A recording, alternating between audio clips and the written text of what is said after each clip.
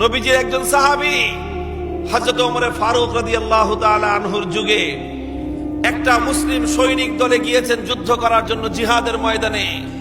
তিনি ছোট একটা গ্রুপের গ্রুপ কমান্ডার ছিলেন। হঠাৎ কোনো একটা পরিস্থিতির শিকার হয়ে তিনি তার পূর্ণ গ্রুপটা সহ প্রায় 50 জনের মতো একটা মুসলিম সৈনিক দল সেটা নিয়ে তিনি রোম সৈনিকদের হাতে আটক হয়ে গেলেন, আটকা পড়ে গেলেন। চতুর্দিক থেকে তারা তাদেরকে ঘেরাও করে নিল 50 জনের এই ক্ষুদ্র দলটাকে। এখন তারা আটক হয়ে গেলেন, গ্রেফতার হয়ে গেলেন।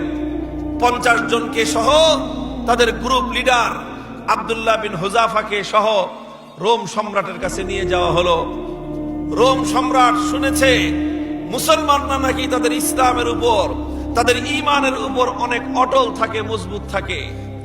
তো রোম সম্রাটের ইচ্ছা হলো যে কতটুকু ঠেলায় তারা শক্ত থাকে এটা দেখা দরকার। কি পরিমাণ ঠেলা তারা সামলাইতে পারে একটু দেখতে চায়। সারা জীবন শুনলাম মুমিন নাকি, মুসলমান নাকি সমস্ত প্রতিকূলতার, সমস্ত ঝড় ঝাপটার মোকাবেলা করতে পারে, কিন্তু তারা ঈমান ছাড়ে না, হক ছাড়ে না। একটু পরীক্ষা করে দেখি।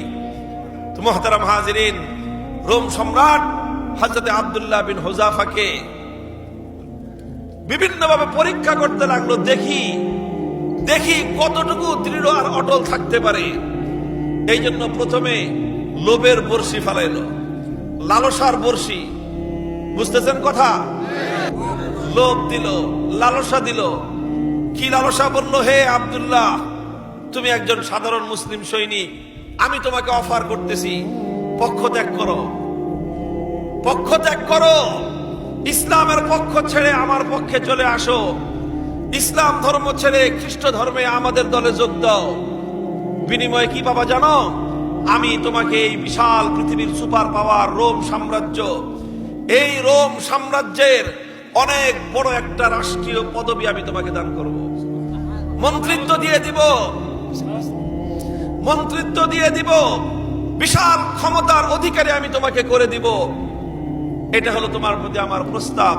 তুমি আমার হাতে বন্দী, আমি তোমাকে সাজা দিব না, তোমাকে আমি কোনো কষ্ট দিব না, বরং তুমি যদি আমার প্রস্তাব গ্রহণ করে নাও তাহলে তুমি রোম সাম্রাজ্যের অতি উচ্চ ক্ষমতা সম্পন্ন, মর্যাদা সম্পন্ন একটা পোস্ট তুমি পেয়ে যাবা। এই প্রস্তাব যখন দিল, দেখে মুসলমানের ঈমানকে পরীক্ষা করে বাদ টিপে দেখে যে কতটুকু নরম, কতটুকু শক্ত। আল্লাহু আকবার। আল্লাহর নবীর সাহাবী রোম সম্রাটকে তার দরবারে দাঁড়িয়ে বন্দী অবস্থায় হুঙ্কার ছাড়লেন, বলেন, ইয়া কালবার রোম, হে রোমের কুকুর, হুঁশিয়ার করে দেই, তুমি দুনিয়ার এই ক্ষমতা দেখায়, দুনিয়ার লোভ দেখায় কোন মুমিনের ঈমানকে খরিদ করতে পারবা না। খবরদার, ভবিষ্যতে আর কোনদিন আমাকে ঈমান খরিদ করবার জন্য দুনিয়ার কোনো কিছু দিয়ে লোভ দেওয়ার এই দুঃসাহস যেন তুমি না দেখাও। সম্রাট দেখলো, ওরে বাপরে বাপ, বন্দী হইতে পারে, অ্যারেস্ট হইতে পারে, কিন্তু তেজ কম না। তেজ কি না? অনেকে মনে করে যে হুজুরদের শক্তি নাই, ক্ষমতা নাই, এত তেজ কে আছে না? নাই। অনেকের চুলকায়, আমাদের তেজ দেখলে চুলকায়, চিন্তা করে যে তেজ কই পায় হুজুররা। বেটা আহম্মকের দল, আমাদের তেজ দুনিয়ার কোন শক্তির বলে নয়। আমরা জানি দুনিয়ার দিক থেকে আমরা অনেক শক্তিহীন, আমাদের তেমন কোনো শক্তি নাই, সামর্থ্য নাই, কিন্তু মনে রেখো আমাদের কাছে একটা তেজ আছে, সেটার নাম হলো ঈমানের তেজ। আমরা তো একথা বিশ্বাস করি, এটা আমাদের ঈমান আর আমাদের ইয়াকিন। হকের উপর থেকে, ঈমানের উপর থেকে বাঁচলে যতটা দাম, মরলে তার চেয়ে দাম কম না বেশি?